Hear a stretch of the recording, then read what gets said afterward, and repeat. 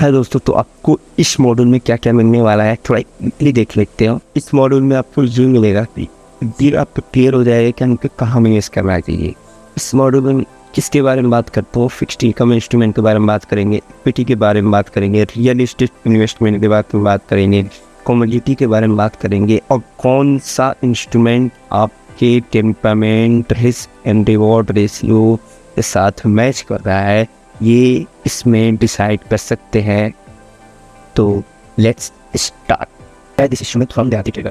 अब हमें ये पता चल गया है कि निवेश करना क्यों जरूरी है, क्योंकि हमने पिछले मॉड्यूल में इसको क्लियर कर लिया था, व्हाई शुड आई इन्वेस्ट। अगला सवाल हमारे मन में यह आया था कि हमें निवेश कहाँ करना चाहिए, वेयर टू इन्वेस्ट, और किस तरह के रिटर्न्स की हमें उम्मीद करनी चाहिए। निवेश करने से पहले हमको और आपको एक एसेट्स क्लास चुनने होते हैं जो आपको रिस्क लेने के क्षमता से मेल खाता हो। रिटर्न और रिस्क के हिसाब से निवेश को अलग अलग एसेट्स क्लास में बांटा गया है, कैटेगरी में बांटा गया है।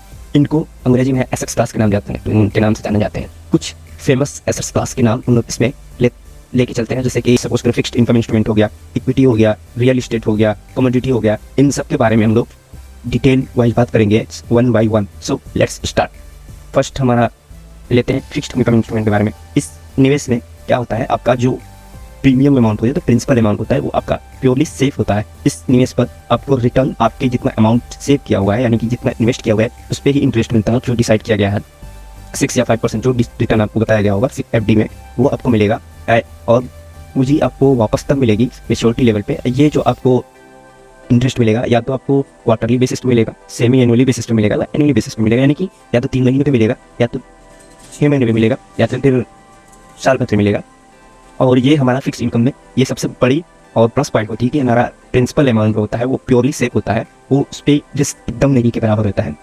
और इसके फिक्स्ड इनकम इंस्ट्रूमेंट में हमारे पास कौन कौन से हैं ऑप्शंस, लेट्स चेक कर लेते हैं।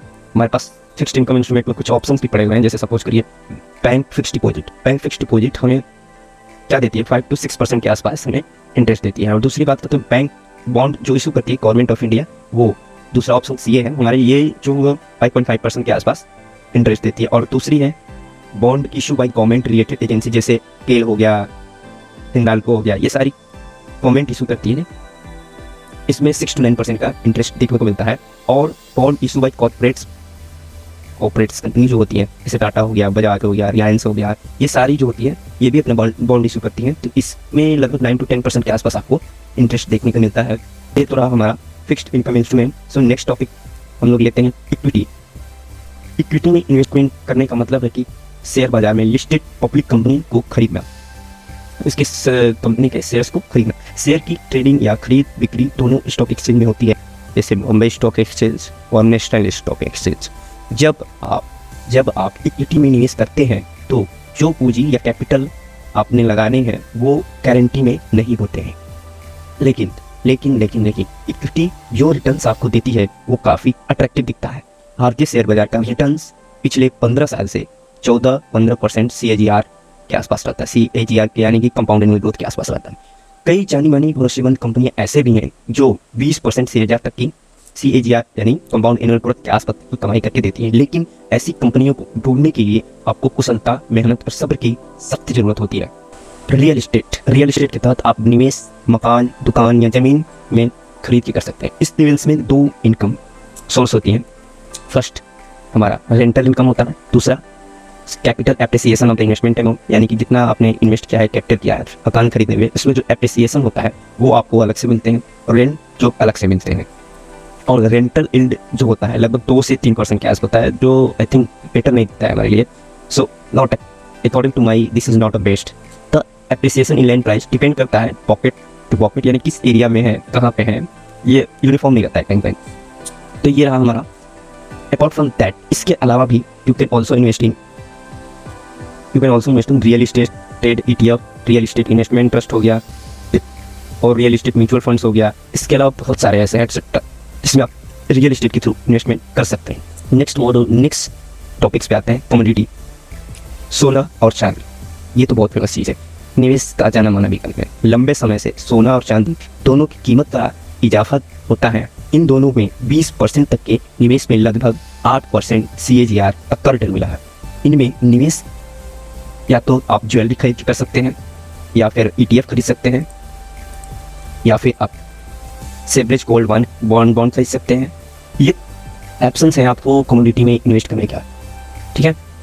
तो इन सारी बातों को आप देखते हुए देखने पर 20 साल तक में 8% CAGR आपको कम्युनिटीज़ में देखने को मिलेंगे। बात ये बोल रहा हूँ कि निवेश करना जरूरी है, लेकिन निवेश शुरू करने से पहले कुछ बातों को जानना बहुत जरूरी है, जैसे में रिस्क और रिटर्न बहुत जरूरी है जानना। ज़्यादा रिस्क लेंगे तो ज़्यादा रिटर्न की संभावना होगी, कम रिस्क लेंगे तो कम रिटर्न की संभावना होगी। अगर चाहते हैं कि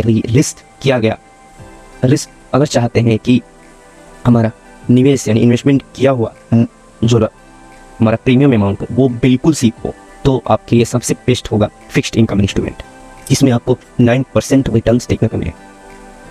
लेकिन अगर महंगाई दर यानी इन्फ्लेशन रेट्स 10% होते हैं तो आपको 1% का नुकसान हो सकता है पर साल, ठीक है। महंगाई से निपटने में आपको मदद करेगा इक्विटी, हेल्प करती है। अगर पुराना डेटा हम निकाल कर देखें तो ये पता चलता है कि इक्विटी में निवेश करने पर 14 से 15% तक का रिटर्न देखने को मिलता है। लेकिन ध्यान रखिए कि इक्विटी में निवेश का जोखिम ही जुड़ा है।